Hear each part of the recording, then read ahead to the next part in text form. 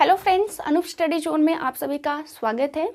हम लोग previous video से जो है कि साउंड चैप्टर को स्टार्ट कर चुके हैं। साउंड के बेसिक्स को हमने काफ़ी हद तक देख लिया है। तो जिन बच्चों ने प्रीवियस वीडियो को नहीं देखा है तो प्लीज़ आप लोग प्लेलिस्ट में जाइए और इसके प्रीवियस वीडियो को देख करके आइए। उसके कंसेप्ट को, जो बेसिक्स है, आप लोग उसको समझिए। बाकी आज हम लोग बच्चे साउंड को ही कंटिन्यू करेंगे, आगे की बातें करेंगे कि साउंड में आगे क्या क्या टॉपिक्स हैं, किस तरीके के क्वेश्चंस हमारे एग्जाम में पूछे जाते हैं। ठीक है, तो चलिए वीडियो को कंटिन्यू करते हैं। वीडियो को कंटिन्यू करने से पहले बच्चों मैं आपको बता दूं कि जिन लोगों ने भी चैनल को सब्सक्राइब नहीं किया है प्लीज़ चैनल को सब्सक्राइब कर लीजिए और ताकि जो भी वीडियो अपलोड हो वो आप लोग तक पहुंच जाए। चलिए, तो हम अगर आज साउंड की बात करते हैं, हम लोग टॉपिक जो पढ़ रहे हैं वो है साउंड, ध्वनि की बात कर रहे हैं। बच्चे, ध्वनि के बारे में हम लोग काफ़ी कुछ प्रीवियस वीडियो में उसके बेसिक्स के बारे में पढ़ चुके हैं। हालांकि जब मैंने कल वीडियो को कंप्लीट किया था तो आप लोगों को एक छोटा सा होमवर्क दिया था। आई होप कि आप सब लोगों ने होमवर्क किया होगा और आंसर किया होगा। मैंने आप लोगों को बताया था, हम लोगों ने बात करी थी इंफ्रासोनिक, अल्ट्रासोनिक और ऑडिबल रेंज के बारे में कि हम लोगों की ऑडिबल रेंज क्या है, इंफ्रासोनिक जो रेंज होती है वो क्या है, या अल्ट्रासोनिक वेव्स होती हैं वो क्या है।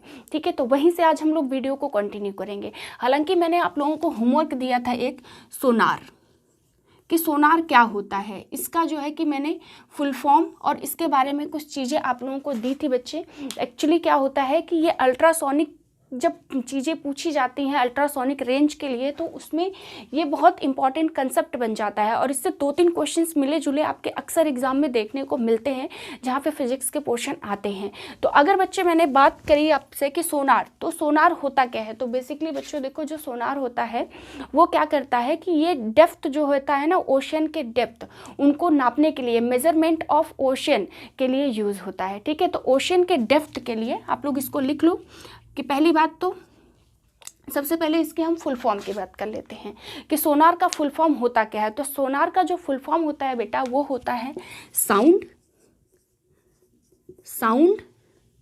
Navigation and ranging.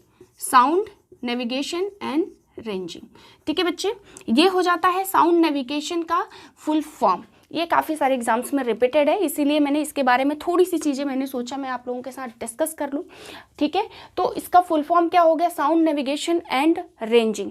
ठीक है, अब बात होती है बच्चे कि इसमें वेव किस टाइप की यूज़ होती है। ठीक है, कई बार डायरेक्ट क्वेश्चन देगा कि भाई सोनार में कौन सी वेव यूज़ होती है, मतलब कह लो कि कौन सी रेंज, जैसे कि इंफ्रासोनिक, ऑडिबल रेंज या फिर अल्ट्रासोनिक रेंज। हालांकि हम लोगों ने प्रीवियस वीडियो में बात करी थी कि जो इंफ्रासोनिक होता है बच्चे वो क्या होता है, हमारे जो है 20 हर्ट्ज से अगर कम है। ठीक है, यहाँ पे जिन लोगों ने नहीं देखा है वीडियो उसके लिए, इंफ्रासोनिक जो होता है बेटा 20 हर्ट्ज से कम, इससे अगर कम वैल्यू हो जाती है तो हमारा यह क्या हो जाता है, इंफ्रासोनिक रेंज। ठीक है, आई बात समझ में। इसके बाद बच्चे अगर हम बात करते हैं ऑडिबल रेंज, मतलब हम लोगों को कितनी ध्वनि कहाँ किस रेंज तक सुनाई दे सकती है, तो हम लोग बच्चे जो सुन सकते हैं वो सुन सकते हैं 20 हर्ट्ज से लेकर के, ठीक है, कहाँ तक, 20,000 हर्ट्ज तक बच्चे हम लोग सिर्फ सुन सकते हैं। ठीक है, ये हम लोगों की ऑडिबल रेंज होती है बेसिकली। ठीक है, ये हम लोगों की ऑडिबल रेंज होती है। और बच्चे एक बात मैं आपको बता दूं, इससे इसी तरीके से डायरेक्ट क्वेश्चन आता है। डायरेक्ट क्वेश्चन आता है कि 20 हर्ट्ज से कम हमारी जो रेंज होगी वो कैसी होगी, इंफ्रासोनिक, ऑडिबल रेंज या अल्ट्रासोनिक या नन ऑफ दिस। तो आप आंसर क्या करेंगे कि 20 हर्ट्ज से कम अगर रहेगा तो वो हमारा हो जाएगा इंफ्रासोनिक। ठीक है, और अगर बच्चे 20 हर्ट्ज से लेकर के 20,000 हर्ट्ज तक की बात करें तो ये हमारे लिए ऑडिबल रेंज होती है जिसको हम लोग खुद सुन सकते हैं। ठीक है, नेक्स्ट बात करते हैं अगर 20,000 से हमारा ऊपर हो जाए।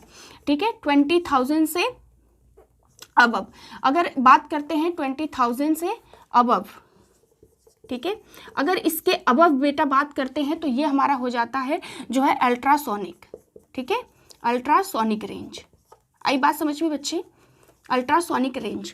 चलो, तो अगर हम बेटा बात करते हैं साउंड की, तो सोनार की, तो सोनार का हम लोगों ने फुल फॉर्म क्या पढ़ लिया कि जो साउंड नेविगेशन एंड रेंजिंग, ये बहुत इंपॉर्टेंट। दूसरी बात, इसमें किस तरीके की रेंज यूज़ होती है, इंफ्रासोनिक, अल्ट्रासोनिक या फिर ऑडिबल रेंज। जिसको पता है कमेंट बॉक्स में आंसर करते रहिए बच्चे, मैं आप लोगों को समय दे रही हूँ ताकि आप लोगों का रिविजन हो जाए। अगर मैं बात करूँ सोनार के बच्चों, तो इसमें हमारा यूज़ होता है अल्ट्रासोनिक रेंज। ठीक है, क्या होता है, अल्ट्रासोनिक रेंज। आई बात समझ में? ठीक, तो कैसी रेंज यूज होती है बेटा, तो हमारी सोनार में जो है अल्ट्रासोनिक रेंज यूज होती है। ठीक है, मतलब पराश्रव्य तरंगे, हिंदी में आप लोग लिख लीजिए पराश्रव्य तरंगे। ठीक है, तरंग। ठीक है, आगे बात समझ में बच्चे कि मतलब तो सोनार में कौन सा यूज़ होता है, अल्ट्रासोनिक रेंज यूज़ होता है। फुल फॉर्म देख लिया। ठीक है, अब अगली बात करते हैं बेटा कि इसकी यूनिट क्या होती है।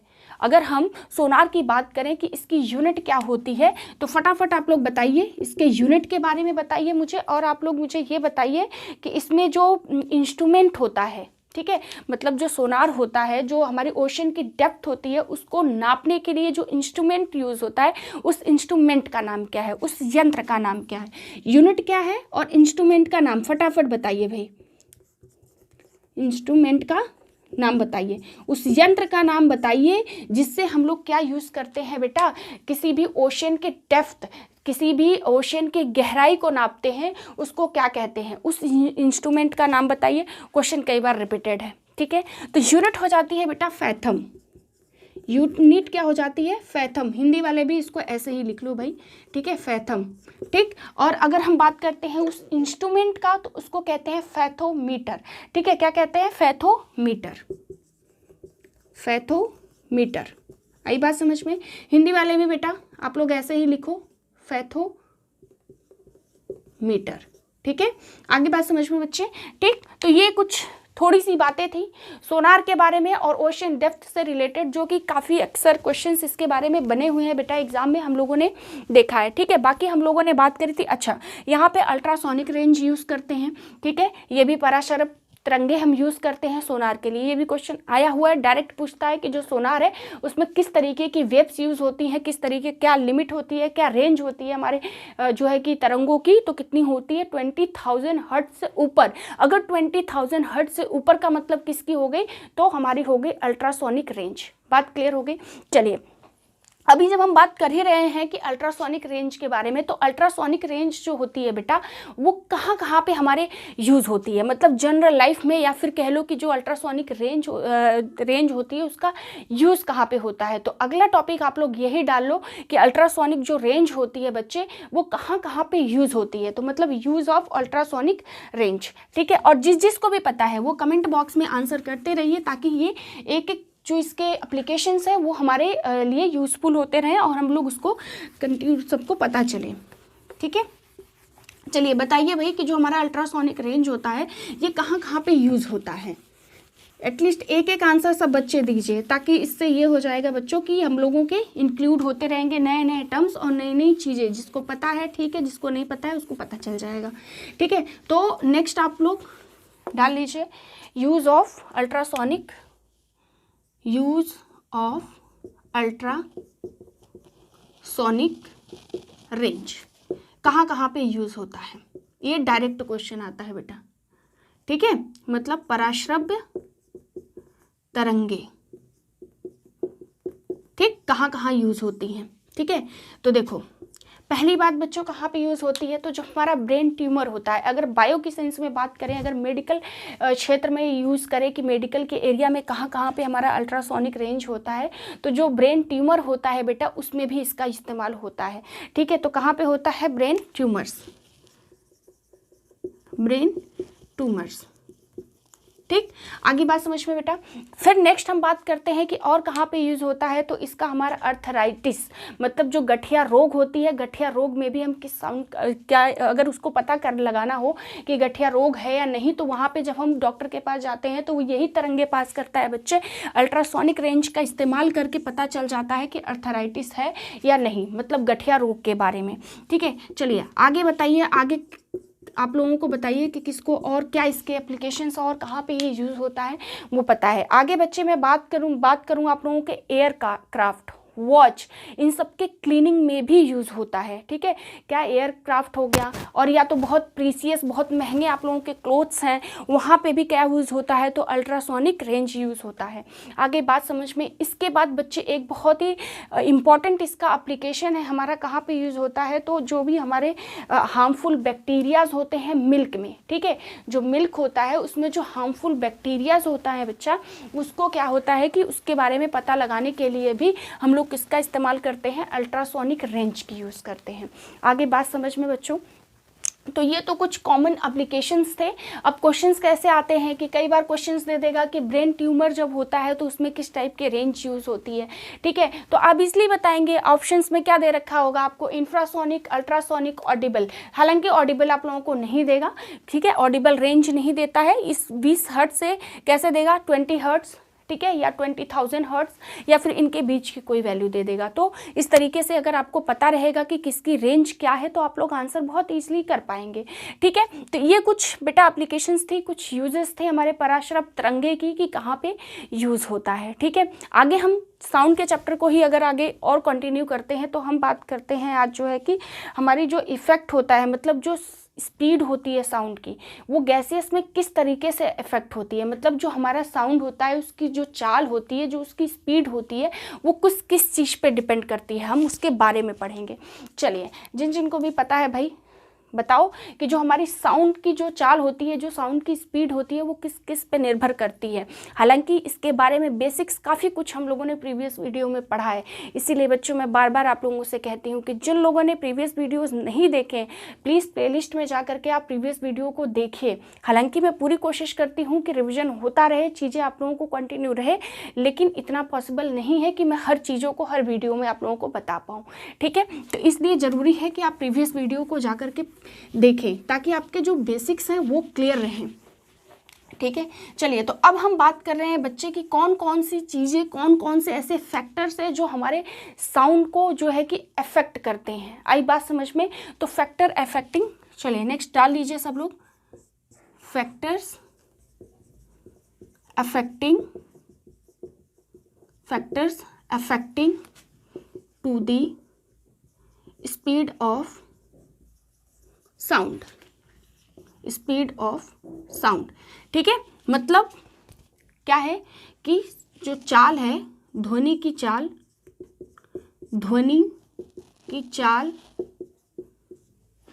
को प्रभावित करने वाले कारक।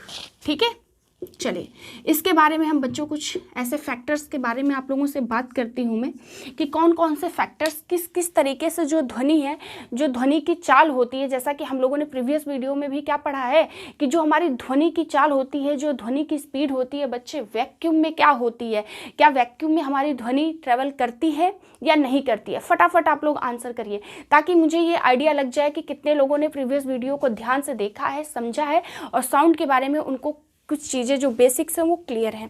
ठीक है, अगर बच्चे हम बात करते हैं वैक्यूम में, तो हमने बात करी थी कि जो वैक्यूम होता है, जो निर्वात होता है, वहाँ पे साउंड ट्रेवल करती ही नहीं है। क्यों नहीं करती है? क्योंकि वहाँ पे मीडियम नहीं होता है, एयर नहीं प्रेजेंट होता है। और जहाँ पे एयर नहीं है, मतलब यूँ कहें कि हमारा जो साउंड होता है, जो ध्वनि होती है, इसकी चाल को बच्चे एक तरीके का मीडियम चाहिए होता है। और जो निर्वात है, वैक्यूम है, वहाँ तो मीडियम है ही नहीं। और जब मीडियम नहीं है तो वहाँ पर ध्वनि कैसे ट्रेवल कर सकती है? बिल्कुल ट्रेवल नहीं करेगी। ठीक है, तो ये एक बड़ा इंपॉर्टेंट क्वेश्चन भी बनता है कि क्या वैक्यूम में हमारी साउंड ट्रेवल करती है? तो बिल्कुल नहीं करती। क्यों नहीं करती? बिकॉज वहाँ पे मीडियम नहीं है, कोई माध्यम नहीं है। हालांकि अगर हम लाइट की बात करते हैं तो लाइट में इस केस में उल्टा हो जाता है। जो लाइट होती है बच्चे, वो वैक्यूम में, निर्वात में ज़्यादा तेजी से जो है कि ट्रेवल करती है। क्यों? क्योंकि लाइट को किसी भी माध्यम की ज़रूरत नहीं होती है। ठीक है, चलो अब यहाँ पे हम बात करते हैं फैक्टर्स की। अगर बच्चे में बात करी आप लोगों की इफेक्ट ऑफ अ डेंसिटी, घनत्व का क्या प्रभाव पड़ता है जो है कि हमारी जो साउंड की चाल होती है, बताइए आप लोग। अगर मैं डेंसिटी को बढ़ाती हूँ, घनत्व को बढ़ाती हूँ, तो क्या होगा? क्या हमारी जो साउंड की स्पीड होती है वो कैसे इफेक्ट होगी? या इफेक्ट होगी ही नहीं डेंसिटी पे। तो चलिए आंसर करिए आप लोग कि जो डेंसिटी होती है, डेंसिटी, ठीक है, मतलब घनत्व, जो बेटा घनत्व होता है, आप मुझे बताइए कि अगर मैं डेंसिटी को बढ़ा दूं, घनत्व बढ़ा दूं, डेंसिटी को बढ़ा दूं, अगर मैं घनत्व की बात करूं, अगर मैं घनत्व को बढ़ा देती हूँ बेटा, तो आप मुझे बताइए कि जो स्पीड होती है साउंड की वो क्या होगी, बढ़ेगी, कम होगी, या उस पर कोई भी फर्क नहीं पड़ेगा। ठीक है, देखो जो डेंसिटी होती है बेटा, ठीक है, डेंसिटी का मतलब क्या हो गया, देखिए हम लोगों ने ये भी बात करी थी प्रीवियस वीडियो में कि सॉलिड में हमारा जो साउंड होता है वो सबसे तेजी से ट्रैवल करता है ना। क्यों करता है, क्योंकि जो उसके मॉलिक्यूल्स होते हैं बेटा वो एक दूसरे के काफ़ी पास पास होते हैं और ज़्यादा होते हैं। ठीक है, आगे बात समझ में, इसीलिए हमने कहा था कि जो वाइब्रेशंस होती हैं सॉलिड में वो ज़्यादा होंगी। क्यों, क्योंकि मॉलिक्यूल्स ज़्यादा हैं और पास पास हैं, तो जाहिर सी बात है कि वहाँ पर आपका जो है कि अट्रैक्शन ऑफ फोर्स भी ज़्यादा लगेगा और मॉलिक्यूल्स ज़्यादा वाइब्रेट करेंगे, और जहाँ पे वाइब्रेशन जितनी ज़्यादा वहाँ पे साउंड प्रोड्यूस होती है। हम लोगों ने प्रीवियस वीडियो में बात करी कि जो हमारी साउंड होती है, जो ध्वनि होता है, वो प्रोड्यूस ही कैसे होता है।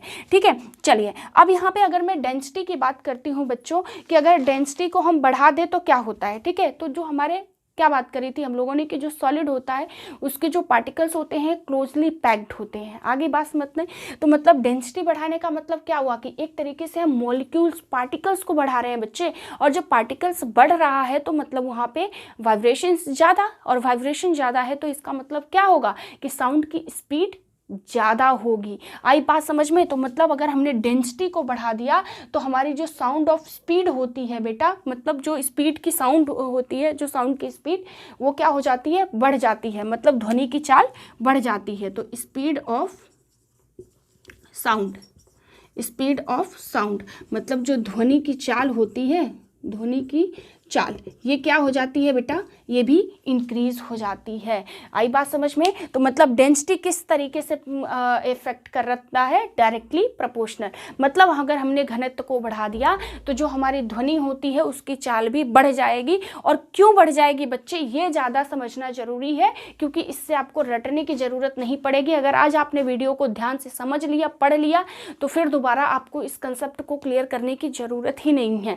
ठीक है, क्यों डेंसिटी के डायरेक्टली प्रोपोर्शनल हो गया, क्योंकि डेंसिटी बढ़ाने का मतलब होता है बेटा कि हम लोग पार्टिकल्स को बढ़ा रहे हैं, उसके मॉलिक्यूल्स को बढ़ा रहे हैं, और जाहिर सी बात है कि जहाँ पे मॉलिक्यूल्स ज़्यादा वहाँ पे फोर्स ऑफ अट्रैक्शन ज़्यादा, मतलब वाइब्रेशन ज़्यादा, और जहाँ पे वाइब्रेशन ज़्यादा वहाँ पे साउंड प्रोड्यूस ज़्यादा होगी। ठीक है, बात क्लियर हो गई बच्चे। तो इसी तरीके से हमने बात करी थी कि सॉलिड, लिक्विड और गैस, अगर इसमें बात करें तो सबसे ज़्यादा जो ध्वनि ट्रेवल करती है वो सॉलिड में करती है, फिर लिक्विड में और फिर गैस में। ठीक है, लेकिन लाइट इसका जस्ट विपरीत हो जाता है, उल्टा हो जाता है। ठीक है, ये बात तो हो गई हमारी डेंसिटी की। अब बात करते हैं बेटा इफेक्ट ऑफ टेम्परेचर। क्या टेम्परेचर का कैसा इफेक्ट है हमारे साउंड पे। अब आंसर आप लोग करिए। ठीक है, कि अगर हम टेम्परेचर की बात करते हैं कि टेम्परेचर किस तरीके से हमारी जो ध्वनि की चाल होती है उसको किस तरीके से इफेक्ट करता है, आंसर बताइए आप लोग कमेंट बॉक्स में फटाफट, कि टेम्परेचर का क्या फ़र्क पड़ता है। मतलब अगर टेम्परेचर हम लोग बढ़ाते हैं तो क्या हमारी जो चाल होती है ध्वनि की वो बढ़ती है या नहीं बढ़ती, या तो सेम रहती है। इससे ज़्यादा 3 के अलावा तो कुछ और हो नहीं सकता है।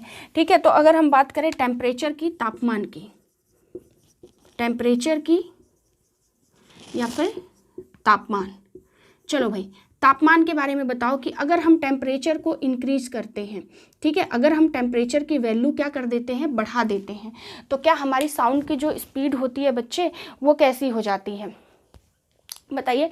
आप लोग कंसेप्ट को समझिए कि अगर टेम्परेचर बढ़ाने का मतलब क्या हो गया, है ना। देखो अगर हम टेम्परेचर बढ़ाते हैं ना बच्चे, तो क्या हो गया कि मतलब एक तरीके से मॉलिक्यूल्स जो है उनमें भी क्या हो जाएगी, थोड़ी सी खलबली टाइप की हो जाएगी।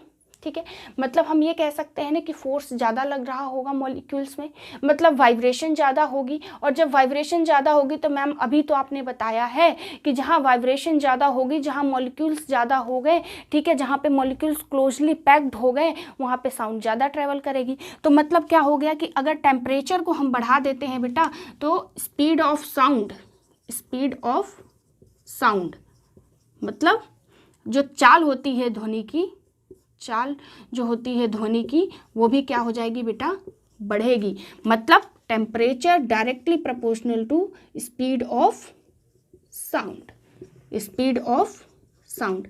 इज दैट क्लियर बेटा? ये बात आप लोगों को समझ में आ गई कि मतलब जब टेम्परेचर बढ़ाते हैं तो जो साउंड की स्पीड होती है वो भी अपने आप ही बढ़ जाती है। तो देखो हमने दो कंसेप्ट पढ़ लिया, दोनों डायरेक्टली प्रोपोर्शनल, मतलब अगर आप डेंसिटी बढ़ाएंगे तब भी स्पीड बढ़ेगी साउंड की, और अगर आपने टेम्परेचर बढ़ाया तब भी क्या होगा, आपका जो स्पीड है साउंड की वो बढ़ेगी। आगे बात समझ में, ये दोनों चीज़ें डायरेक्टली प्रोपोर्शनल होती हैं। ऐसे इससे क्वेश्चंस कैसे बनते हैं बच्चे, अगर इसकी बात करूँ तो डायरेक्ट आपका क्वेश्चन देता है कि अगर हम किसी माध्यम का डेंसिटी को बढ़ा देते हैं तो उसमें जो ध्वनि है वो कैसी, जो स्पीड होगी, जो चाल होगी ध्वनि की वो कैसी होगी, कम होगी, ज़्यादा होगी, या उस पर कोई भी असर नहीं पड़ेगा, या तो नन ऑफ दिस। ये चार ऑप्शन रहेंगे, आपको आंसर करना होगा। ठीक है, तो अगर टेम्परेचर और डेंसिटी दोनों की बात करते हैं तो डायरेक्टली प्रोपोर्शनल, मतलब टेम्परेचर या डेंसिटी दोनों बढ़ाते हैं तो स्पीड जो होती है उसकी अपने आप बढ़ती है।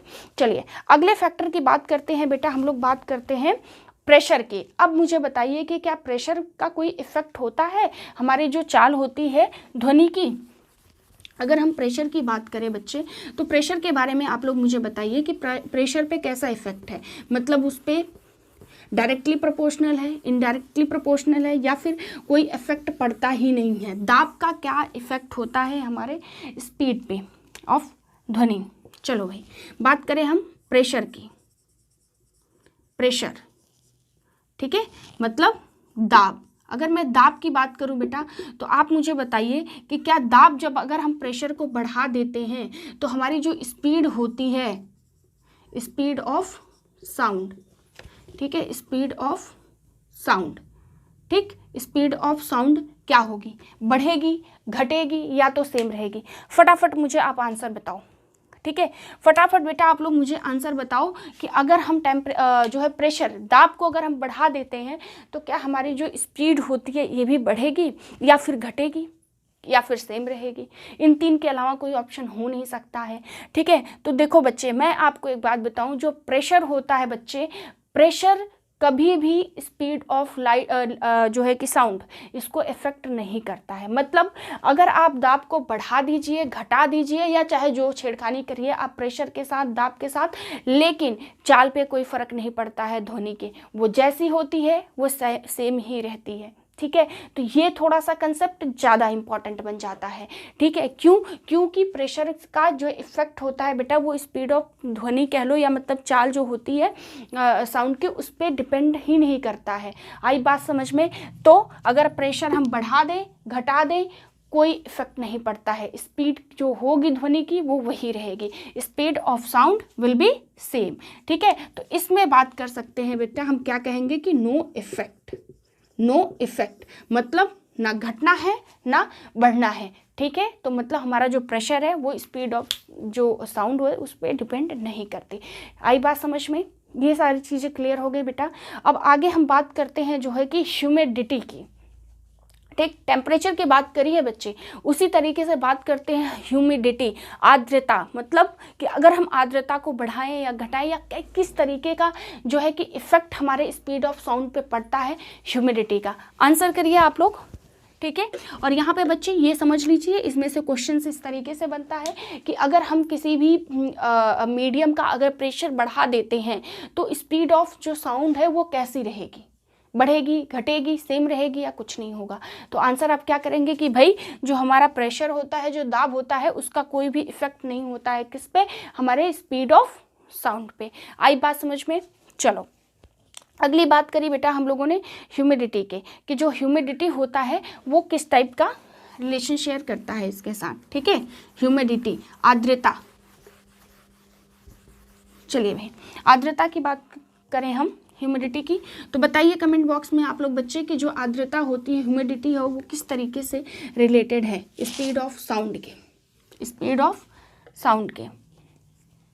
ठीक है, ह्यूमिडिटी, आर्द्रता, आर्द्रता, बताइए किस तरीके का इसके साथ रिलेशनशिप होता है बेटा? फटाफट आप लोग मुझे बताइए कि जो ह्यूमिडिटी है, अगर हम ह्यूमिडिटी को बढ़ा देते हैं तो क्या होगा, बताइए। ह्यूमिडिटी, टेम्परेचर लिंक करिए एक दूसरे को। एक दूसरे को जब लिंक करेंगे तो आपको आंसर खुद ही पता चल जाएगा बच्चे। देखो, जब हम ह्यूमिडिटी, हमने क्या कहा था कि जब हम टेम्परेचर बढ़ाते हैं तो स्पीड जो होती है बेटा साउंड की, वो भी अपने आप ही जो है कि तेज हो जाती है, मतलब डायरेक्टली प्रोपोर्शनल होती है। तो उसी तरीके से बच्चे अगर हमने ह्यूमिडिटी को बढ़ा दिया, आई बात समझ में, ह्यूमिडिटी की वैल्यू बढ़ा दी तो जो स्पीड होती है ना बेटा, स्पीड ऑफ साउंड, ये भी क्या हो जाएगी, इंक्रीज हो जाएगी। आई बात समझ में, मतलब ह्यूमिडिटी के साथ भी वही रिलेशनशिप है जैसा कि हमारे टेम्परेचर के साथ है। अगर हमने टेम्परेचर को बढ़ाया तो स्पीड जो है बढ़ जाती है ध्वनि की, उसी तरीके से अगर ह्यूमिडिटी आपने बढ़ा दिया तो भाई हमारा जो स्पीड ऑफ साउंड होता है वो भी इंक्रीज होता है। आई बात समझ में, यही रिलेशन है इन दोनों के बीच में। आई बात समझ में बच्चे, तो ये कुछ ऐसे फैक्टर्स थे बेटा जिससे क्वेश्चंस आते हैं और हमारे लिए जानना भी जरूरी है कि जो स्पीड ऑफ साउंड होती है वो किस तरीके से इफेक्ट होती है। ठीक है, अगर हम बात करें कि जो हमारे फिजिकल क्वांटिटीज़ जैसे कि ये सब है हमारे टेम्परेचर वगैरह, इन सब के बारे में, ठीक है, किस तरीके से इफेक्ट करते हैं तो हमें वो भी पता चल गया। क्या पता चला भाई, टेम्परेचर क्या होता है वो भी डायरेक्टली प्रोपोर्शनल, मतलब टेम्परेचर बढ़ाएंगे तो स्पीड ऑफ साउंड भी बढ़ेगी। अगर मैं डेंसिटी की बात करूँ तो अगर मैं डेंसिटी घनत्व को बढ़ाती हूँ तब भी स्पीड ऑफ साउंड बढ़ती है। ठीक है, ये बेटा मैं आप लोगों को रिविजन करवा रही हूँ, इसलिए मैंने आप लोगों से कहा कि वीडियो को बस आप लोग ध्यान से एक बार सुन लीजिए। यकीन मानिए दोबारा आप लोगों को पढ़ने की ज़रूरत ही नहीं होगी। चीज़ें जब आप एग्ज़ाम के क्वेश्चंस आएंगे तो आपके कानों में मेरी आवाज़ गूंजेगी कि किस तरीके से मैम ने बताया था। ठीक है, अगर ह्यूमिडिटी की बात करते हैं बेटा तो ह्यूमिडिटी को आप लोग टेम्परेचर के जैसे रिलेट करके देख लो। अगर टेम्परेचर डायरेक्टली प्रोपोर्शनल था साउंड के तो ह्यूमिडिटी भी डायरेक्टली प्रोपोर्शनल, मतलब ह्यूमिडिटी बढ़ेगी तो हमारा स्पीड ऑफ साउंड भी बढ़ेगा। That's it. ठीक है, अगर क्वेश्चन ये दे देता है कि भाई ह्यूमिडिटी को हम कम कर रहे हैं तो स्पीड ऑफ साउंड क्या होगा, अरे भाई जब ह्यूमिडिटी कम तो स्पीड ऑफ साउंड भी कम। ठीक है, बात क्लियर हो गई, मतलब किस तरीके से कौन कौन से फैक्टर्स अफेक्ट करते हैं। चलिए आगे हम बढ़ते हैं बेटा, कि बात करते हैं हम लोग साउंड में कि फ्रीक्वेंसी। ठीक है, एक बड़ा इंपॉर्टेंट सा कंसेप्ट है फ्रीक्वेंसी का। ठीक है, फ्रीक्वेंसी के बारे में भी हम लोगों ने काफ़ी अच्छी डिटेल डिस्कशन प्रीवियस वीडियो में किया है। जब हम साउंड चैप्टर को स्टार्ट किए थे, उसके वेव्स के बारे में बात कर रहे थे, तब हम लोगों ने फ्रीक्वेंसी के बारे में कुछ चीज़ें बात करी थी। अब मुझे आप लोग कमेंट बॉक्स में बताइए कि जो फ्रीक्वेंसी होती है उसकी यूनिट क्या होती है, हम लोग उसको किस यूनिट में लिखते हैं। फटाफट कमेंट बॉक्स में आंसर करिए और इसके बाद हम आगे पढ़ते हैं कि जो फ्रीक्वेंसी है वो फ्रीक्वेंसी बेटा किस तरीके की जो है कि आपकी इफेक्ट करती है स्पीड ऑफ साउंड को। ठीक है, अगर हम फ्रीक्वेंसी की बात करें, बाकी पहले आप लोग मुझे कमेंट बॉक्स में आंसर दीजिए कि जो फ्रीक्वेंसी होती है उसकी यूनिट क्या है। हम लोगों ने प्रीवियस वीडियो में ही पढ़ा है। ठीक है, जो बच्चे देख चुके हैं वो प्लीज़ मुझे आंसर करिए। ये आप लोगों का रिविजन है भाई, है ना, कि जो टेम्परेचर होता है उस जो फ्रीक्वेंसी होती है, फ्रीक्वेंसी की जो यूनिट होती है वो क्या होती है। फटाफट आंसर करिए, इसके बाद हम लोग देखते हैं कि इसका क्या इफेक्ट पड़ता है स्पीड ऑफ साउंड पे। ठीक है, चलिए फ्रीक्वेंसी की बात करें बच्चे। ठीक है, आवृत्ति, फ्रीक्वेंसी। चलिए अगर बेटा मैं फ्रीक्वेंसी को बढ़ा दूं, फ्रीक्वेंसी को अगर मैं बढ़ा देती हूँ तो क्या हो जाएगा, स्पीड ऑफ साउंड कैसी रहेगी, स्पीड ऑफ साउंड कैसी रहेगी भाई बताइए। ध्वनि की चाल कैसी रहेगी, क्या बढ़ेगी, क्या घटेगी, कैसी रहेगी, या फिर इफेक्ट नहीं करेगा। Again same options. तो बच्चे देखो, जो फ्रीक्वेंसी होती है अगर इसकी वैल्यू आप बढ़ाएंगे तो साउंड को कोई भी फर्क नहीं पड़ना है। ये क्या है, ये प्रेशर का भाई है या बहन है, जो भी कह लो, है ना। मतलब जब फ्रीक्वेंसी और प्रेशर दो चीज़ों की बात करोगे तो उस पर हमारी स्पीड ऑफ साउंड डिपेंड नहीं करती है। ठीक है, मतलब फ्रीक्वेंसी और प्रेशर, मतलब जो आवृत्ति है और दाब, इन दोनों चीज़ों को बेटा आप चाहे कम कर लो, ज़्यादा कर लो, चाहे जो करो, जो स्पीड होती है उसको कोई फ़र्क पड़ना ही नहीं है। टेम्परेचर बढ़ा दो, ठंड से ठंड कर दो, गर्मी से गर्मी कर दो भाई, नहीं जो है कि हाँ यहाँ फ्रीक्वेंसी, अगर हम फ्रीक्वेंसी की बात करते हैं, अगर फ्रीक्वेंसी हम कितनी भी हाई कर दे बच्चे, तो चाहे फ्रीक्वेंसी हाई करें या फिर प्रेशर, हमारा जो स्पीड ऑफ साउंड होता है उस पर कोई भी फ़र्क पड़ता ही नहीं है। आगे बात समझ में क्लियर हो गई बात बच्चों आप लोगों को। ठीक है, तो हमारे दो फिजिकल क्वांटिटीज़ जो क्या होते हैं, एक तो फ्रीक्वेंसी और दूसरा हो जाता है बच्चे हमारा क्या, प्रेशर, ये दो चीज़ें हमारी जो स्पीड ऑफ साउंड होती है उसको इफेक्ट करता ही नहीं है। ठीक है, चलिए अगला टॉपिक आप लोग डालिए, अगला कंसेप्ट पढ़ते हैं, relation between speed, sound and frequency. Speed, sound and frequency. ठीक है, चलिए बताइए, किसी को अगर इसके रिलेशनशिप के बारे में पता है तो बताइए भाई, कि जो हमारा स्पीड होता है, स्पीड ऑफ साउंड, फ्रीक्वेंसी, इन दोनों में क्या रिलेशनशिप होता है। चलिए सब लोग डालिए भाई हेडिंग कि अगला टॉपिक हम क्या पढ़ रहे हैं, relation between frequency, speed of sound and wavelength. ठीक है, relation between speed of sound, wavelength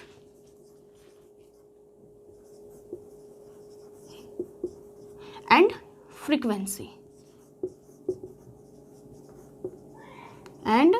frequency, चलो भाई बताओ इसके बीच में क्या रिलेशन है। मतलब वेवलेंथ तरंग दैर्घ्य, ठीक है, तरंग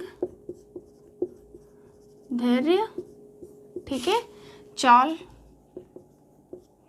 ध्वनि की, ठीक है, और आवृत्ति, इन तीनों में अगर हमें रिलेशन बताना है बेटा तो क्या रिलेशनशिप है। एक्चुअली बेटा देखो, जो इसके रिलेशनशिप होता है इससे डायरेक्ट न्यूमेरिकल भी आते हैं, कंसेप्ट भी आता है, कंसेप्चुअल क्वेश्चन। अगर मैं बात करूं बेटा, C equal to nu lambda, C is equal to nu into lambda. अब ये तीनों टर्म्स भाई क्या है, इसके बारे में हम लोगों ने पिछले वीडियो में बड़ी डिटेल में समझा था कि ये न्यू से हम किसको डिनोट करते हैं, लैम्डा से हम किसको डिनोट करते हैं, और सी क्या है। ठीक है, तो जिन लोगों को नहीं पता है वो आप लोग समझ लो भाई कि इसको हम कहते हैं म्यू, और ये क्या होता है, ये डिनोट करते हैं इससे हम इसको फ्रिक्वेंसी, किसको, फ्रिक्वेंसी को। सी की बात करें बेटा तो सी हमारा हो जाता है स्पीड ऑफ साउंड, आई बात समझ में। अब लैम्डा की बात करते हैं बेटा तो लैम्डा हो जाता है वेवलेंथ। अब फटाफट मुझे बताइए आप लोग कि जो लैम्डा होती है, जो वेवलेंथ होती है, इसकी एसआई यूनिट मैंने आप लोगों को क्या बताई थी। आंसर करिए कमेंट बॉक्स में कि जो हमारा वेवलेंथ होता था इसकी मैंने आप लोगों को एसआई यूनिट बताई थी बच्चे। तो मुझे बताइए कि इसकी एसआई यूनिट क्या होती है।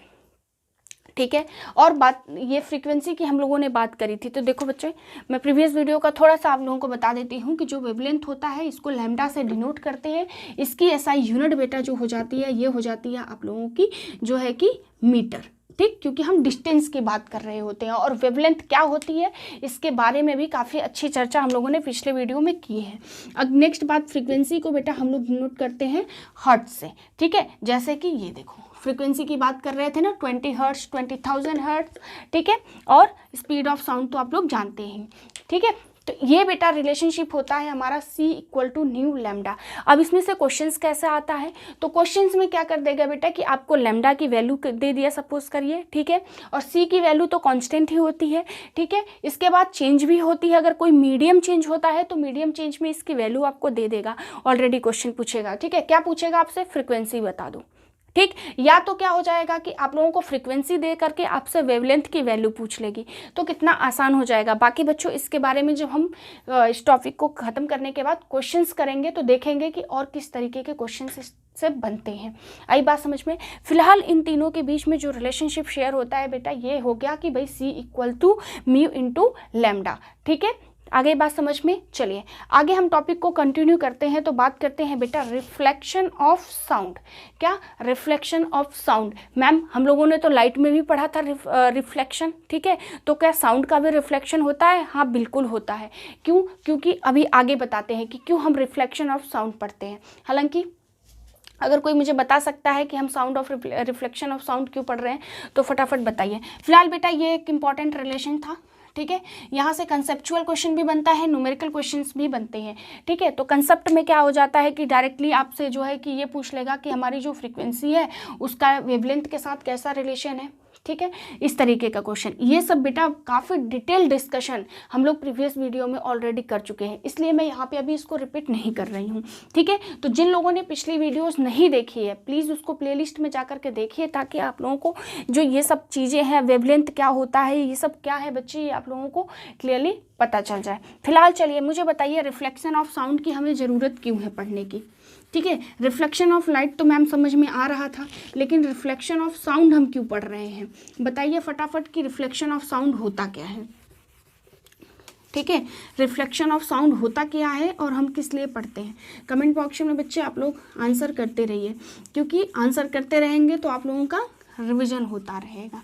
आई बात समझ में। और जो बच्चे नए हैं थोड़ा उनको पता भी चल जाएगा कि मैम क्या बात कर रही हैं, है ना, तो उनकी भी हेल्प करिए और अपनी भी हेल्प करिए ताकि आपके रिवीजन हो जाए।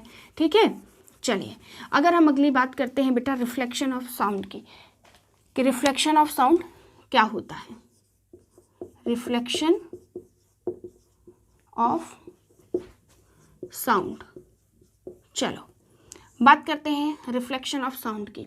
बेटा देखो, जब हम रिफ्लेक्शन ऑफ लाइट की बात कर रहे थे तो हमने क्या कहा था कि रिफ्लेक्शन वो होता है मैम कि जब कोई रेज आती है, ठीक है, और किसी सतह से टकराती है और फिर जो है कि क्या हो जाती है, वापस चली जाती है ना, एक सतह पे जाती है और वहीं से टकराती है और उसके बाद क्या होता है कि जो रेज होती है वो बैक चली जाती हैं, वापस चली जाती हैं, तो उसी को हम रिफ्लेक्शन कह देते थे। तो ठीक है भाई, वो लाइट का रिफ्लेक्शन था तो साउंड का भी रिफ्लेक्शन, रिफ्लेक्शन तो रिफ्लेक्शन ही है ना भाई, ये साउंड का हो चाहे लाइट का हो। तो अगर हम बात करते हैं रिफ्लेक्शन की, तो रिफ्लेक्शन के साउंड में भी क्या होता है बेटा कि जब साउंड हमारी किसी वॉल से, ठीक है, मतलब किसी हार्ड वॉल से, मान लो ये वॉल है आप लोगों की, ठीक है, यहाँ से साउंड की वेव्स आकर के यहाँ टकराई बच्चे, और टकरा के ये इधर को ही वापस आ गई।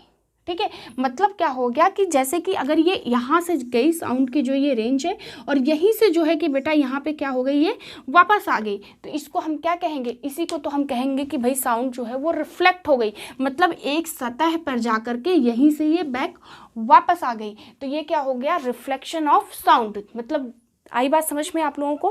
ठीक है, और इसी तरीके से तो हम लोगों ने लाइट में भी पढ़ा था, इसीलिए बच्चों मैंने आपसे कहा कि जितने भी चैप्टर्स जब मैं पढ़ाती जा रही हूँ तो आप लोग कंसेप्ट क्लियर करते जाइए, क्योंकि हर एक चीज़ एक दूसरे से जुड़ी हुई है, हर एक टर्म्स जो यूज़ हो रहा है फिजिक्स का वो एक दूसरे से बिल्कुल ही इंटर रिलेटेड है। ठीक है, तो अगर एक कंसेप्ट आपने कहीं पढ़ा है तो मे बी वो आगे चल के कहीं भी आपका यूज़ हो सकता है, वो चैप्टर सेम हो या चैप्टर सेम नहीं हो, इससे मतलब नहीं होता है। ठीक है, जैसे कि रिफ्लेक्शन ऑफ लाइट भी हम लोगों ने पढ़ा, इसी कंसेप्ट की बात करी थी, रिफ्लेक्शन ऑफ साउंड भी पढ़ रहे हैं तो यही कंसेप्ट है। ठीक है, बात समझ में आ गई। सिर्फ डिफरेंस क्या है, फटाफट कमेंट बॉक्स में आप लोग मुझे आंसर कीजिए भाई कि जो हमारी लाइट की वेव्स होती हैं वो कैसी होती हैं, किस नेचर की होती हैं, ट्रांसवर्स होती हैं या लॉन्गिट्यूडिनल होती है, और सेम साउंड की कैसी होती है, ये आंसर आप लोग मुझे करिए कमेंट बॉक्स में। चलिए आगे हम बात करते हैं बेटा, ये चीज़ हम लोगों ने समझ ली कि जो रिफ्लेक्शन ऑफ साउंड क्या होता है। तो रिफ्लेक्शन ऑफ साउंड क्या होता है कि जब साउंड वेव एक वॉल से टकराती है और वहीं से रिफ्लेक्ट हो जाती है। आई बात समझ में, ये क्या कहलाएगा हमारा साउंड ऑफ रिफ्लेक्शन। देखो बच्चे, क्वेश्चन इससे नहीं बनता है, आई बात समझ में, क्वेश्चन इससे नहीं बनता है कि रिफ्लेक्शन ऑफ साउंड क्या है, हालांकि रिफ्लेक्शन ऑफ लाइट ज़्यादा इंपॉर्टेंट है। ठीक है, क्वेश्चन बेटा इससे ये बनता है कि इको क्या होता है। इको टर्म्स आप लोगों ने सुना होगा, ठीक है, इससे काफ़ी सारे क्वेश्चंस एग्जाम में बन जाते हैं। फिलहाल इको को समझने से पहले हम लोगों को ये रिफ्लेक्शन समझना ही था कि क्या होता है बेटा, कि मतलब जब हमारी ध्वनि की जो साउंड की जो वेव्स होती हैं वो अगर किसी दीवार से या किसी हार्ड चीज़ से इस तरीके से टकराती हैं तो ये बैक वापस चली जाती है, यही हमारा रिफ्लेक्शन ऑफ साउंड कहलाता है। ठीक है, आगे बात समझ में। अब बात करते हैं हम बच्चा इको की, और अभी हम ये देखेंगे कि जब हम इको की बात कर रहे हैं, प्रतिध्वनि की बात कर रहे हैं, तो इसीलिए तो हम लोगों ने रिफ्लेक्शन की बात करी। ठीक है, ये भी चीज़ आप लोगों को क्लियर हो जाएगी। हालांकि जिन जिन को भी पता है कि भाई ये इको होता क्या है, जरा मुझे कमेंट बॉक्स में आंसर करिए कि इको होता क्या है। ठीक है, इसके बाद हम बेटा बड़े इंटरेस्टिंग से टॉपिक पढ़ेंगे कि इको किस किस फैक्टर पे डिपेंड करता है, जहाँ से बड़े बेहतरीन बड़े इंपॉर्टेंट क्वेश्चंस आपके एग्जाम में बनते हैं।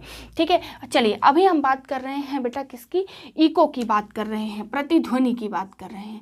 किसकी बात कर रहे हैं, तो इको की बात कर रहे हैं। बताइए भाई, इको सब लोगों ने सुनी होगी, सबको इको हुआ ही होगा, है ना। तो ये इको होता क्या है, ये टर्म क्या है, प्रतिध्वनि क्या होता है, ठीक है, प्रतिध्वनि। अगर प्रतिध्वनि की बात करते हैं बेटा तो प्रतिध्वनि क्या होता है हमारा, फटाफट आप लोग बताइए कि इको क्या होता है। कभी अच्छा देखें, जब आप फ़ोन पे भी बात करते हैं कई बार तो क्या होता है कि बात करते करते आप क्या नोटिस करते हैं कि आपकी आवाज़ जो होती है वो बैक आ रही होती है, आपको ही वापस आती है, ठीक। या फिर कहीं कहीं पे आप क्या देखेंगे कि किसी बहुत खाली से कमरे में चले जाइए, ठीक है, वहाँ पे आप लोग क्या नोटिस करेंगे बेटा कि अगर आप लोग बोलते हैं तो आप देखेंगे कि वो साउंड रिवर्स आपको ही आ रही होती है। यही हमारी क्या कहलाती है बच्चे, तो ये हमारी कहलाती है इको या प्रतिध्वनि, ठीक है। आई बात समझ में। तो ये तो बड़ा लाइव सा एग्जाम्पल था, इसलिए आप लोगों को बड़ा इजीली समझ में आ गया होगा।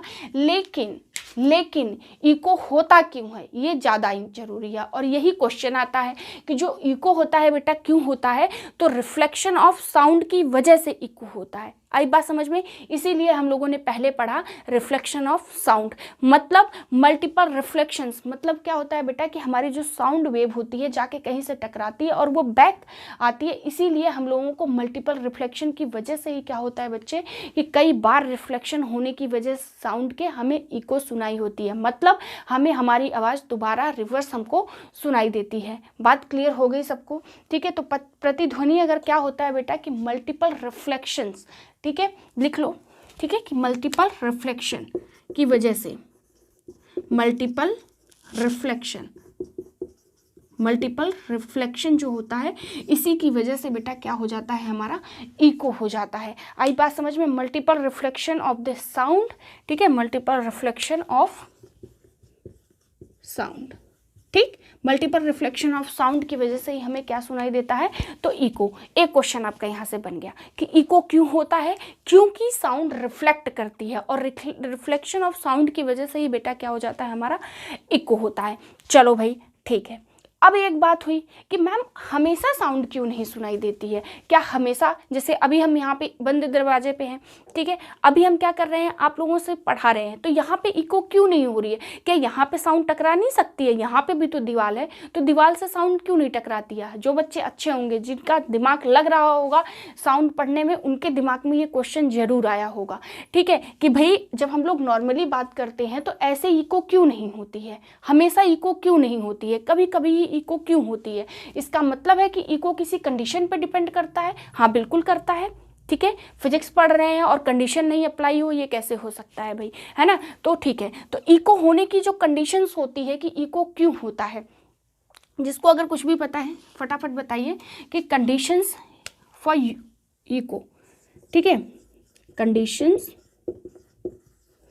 फॉर इको, ठीक, मतलब इको क्यों होगा, कौन सा ऐसा कारक है, ऐसी कौन सी कंडीशन बन जाती है कि इको होता है। इको हमेशा नहीं होता, प्रतिध्वनि हमेशा नहीं होती है, कभी कभी होती है, तो कभी वो कौन सी कंडीशंस होती हैं, है ना। तो चलिए बताइए फटाफट। देखो बेटा, पहली बात तो ये है कि हमें इको कब नहीं सुनाई देती है, तब जो रिफ्लेक्टिंग सरफेस है, ठीक है, मतलब जहाँ से हमारी ध्वनि टकरा रही है हम उसके बहुत पास हों। आई बात समझ में। जब जहाँ से कोई जो हार्ड वॉल होती है, जब हमारी जो ध्वनि होती है जब टकराती है, ठीक है, वो और आप दोनों के बीच में डिस्टेंस बहुत जब कम होता है बेटा, तो क्या हो जाता है, इको नहीं सुनाई देती है। आई बात समझ में।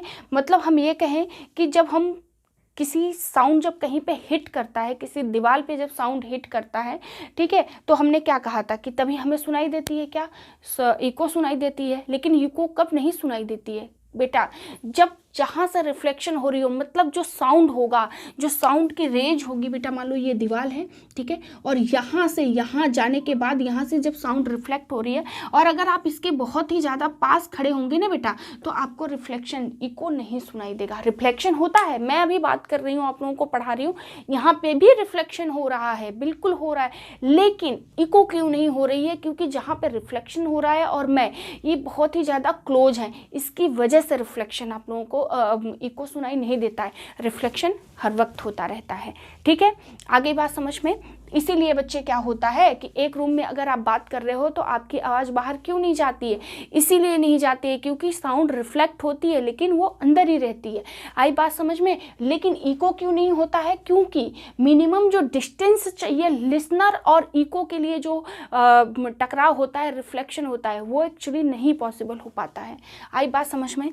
क्लियर हो गया? तो पहली कंडीशन क्या हो जाएगी? तो पहली कंडीशन लिखिए कि जो लिसनर होता है, ठीक है, जो लिसनर होता है या जो सुनने वाला होता है, इस तरीके से लिखिए, सुनने वाला जो है, सुनने वाला रिफ्लेक्शन के पास हो, रिफ्लेक्शन के पास हो। ठीक है, मतलब जब आप, जैसे कि मैं हूँ, ठीक है, मैं इस रूम में आप लोगों को पढ़ा रही हूँ, मेरी आवाज़ भी टकरा रही होगी, ठीक है, लेकिन मेरी आवाज़ क्यों इको नहीं कर रही है? क्योंकि मैं और जिस दीवार से आवाज़ टकरा रही है वो काफ़ी हम लोग पास है। अगर यही दूर होते तो डेफिनेटली इको होता। ये तो बेटा था पहला कंडीशन। अब दूसरी कंडीशन क्या होती है? ठीक है, तो दूसरी कंडीशन की बच्चे अगर मैं बात करूं तो देखो क्या होता है। कंडीशन क्या कि मतलब जब इको हो, ये तो कंडीशन थी कि मतलब इको जब नहीं हो रहा है ना, तो कंडीशन क्या होगी जब हमारा इको होगा? क्या किसी को पता है? मुझे आंसर करके। ये क्वेश्चन बेटा एग्जाम में आया हुआ था, रिसेंटली मैंने किसी एग्जाम में देखा था, इसलिए मैंने इसको इंक्लूड किया है कि जब हमारा इको होता है तो उसके लिए कंडीशंस क्या होती है। तो बेटा जो डिस्टेंस होता है ना, मतलब जो सोर्स होता है और जो जहाँ से रिफ्लेक्शन होती है, उसके बीच में जो डिस्टेंस होना चाहिए बच्चे, वो कितनी होनी चाहिए आपकी? 17 मीटर की मिनिमम। ठीक है, तो कंडीशंस ऑफ इको के लिए क्या होता है भाई कि जो इको होना चाहिए उसमें जो सोर्स होता है, सोर्स एंड रिफ्लेक्टिंग सरफेस,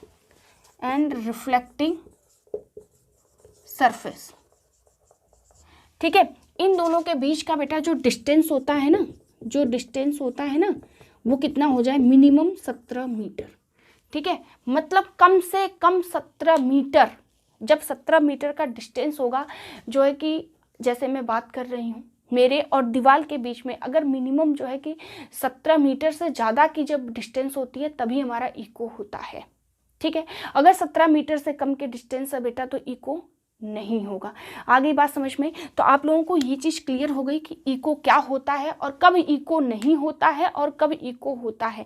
इसके बारे में हम लोगों ने दोनों ही कंसेप्ट बेटा काफ़ी अच्छे से पढ़ लिया। ठीक है, तो इको पहली बात तो क्या होती है बेटा कि मल्टीपल रिफ्लेक्शंस जो होते हैं हमारे, उसकी वजह से इको प्रोड्यूस होती है। इको कब प्रोड्यूस नहीं होती है बेटा?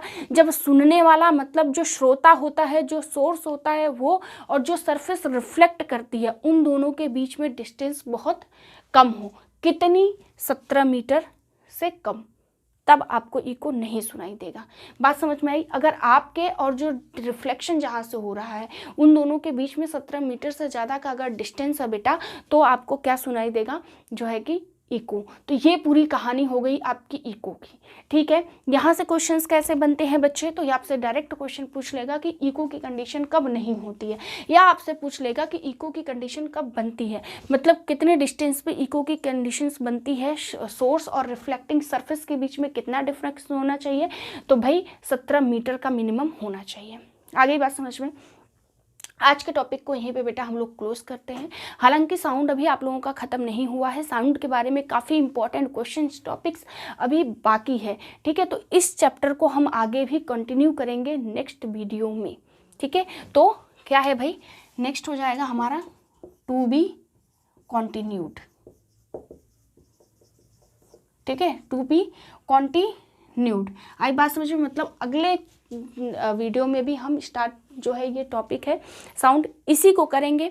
ठीक है, फिलहाल आज हम लोगों ने साउंड के बारे में काफ़ी इंटरेस्टिंग से टॉपिक्स, अच्छे क्वेश्चंस जहाँ से बन सकते हैं वो हम लोगों ने कर लिया है। अगली वीडियो में बेटा इको से रिलेटेड फ्रिक्वेंसी, पिच, इन सब के बारे में हम लोग पढ़ेंगे कि किस तरीके से हमारी जो साउंड होती है, पिच उसको कैसे इफेक्ट करता है, फ्रीक्वेंसी कैसे इफेक्ट करती है। ये सब हम अगले क्वेश्चन में जो है कि जब नेक्स्ट लेक्चर लेंगे उसमें बात करेंगे। आई बात समझ में? चलिए, और बच्चों जो भी क्वेश्चंस मैं आप लोगों को एंड में दे करके जाती हूँ, प्लीज़ आप लोग उस क्वेश्चंस को करके आंसर्स कमेंट बॉक्स में किया करिए, ताकि आप लोगों के कंसेप्ट स्लोली ही सही लेकिन पूरे हो जाए, कंप्लीट हो रहे हों। ठीक है, बात क्लियर हो गई? तो आई होप कि आज जो हम लोगों ने साउंड के बारे में, ध्वनि के बारे में चीज़ें पढ़ी वो आप लोगों को क्लियर हुई होंगी। और कहीं पे भी बेटा किसी भी तरीके का डाउट है तो प्लीज़ आप लोग कमेंट बॉक्स का यूज़ कीजिए, वहाँ पे अपने क्वेश्चंस आंसर्स दोनों करिए। मैं देखूंगी अगर आप लोगों के क्वेश्चंस होंगे तो डेफिनेटली मैं नेक्स्ट लेक्चर में आप लोगों के आंसर्स भी करूँगी। आई बात समझ में बच्चे? तो ठीक है, इसी के साथ आज के टॉपिक को हम लोग यहाँ पे क्लोज करते हैं। यही चैप्टर नेक्स्ट लेक्चर में भी कंटिन्यू होगा, ठीक है। बाकी जो भी इंटरेस्टिंग टॉपिक्स, जो चीज़ें क्वेश्चंस हमारे एग्जाम में आती हैं उसके बारे में नेक्स्ट वीडियो में हम लोग बात करेंगे। तब तक पढ़ाई करते रहिए, आप लोग रिवीजन करते रहिए, खुश रहिए, स्वस्थ रहिए, ठीक है।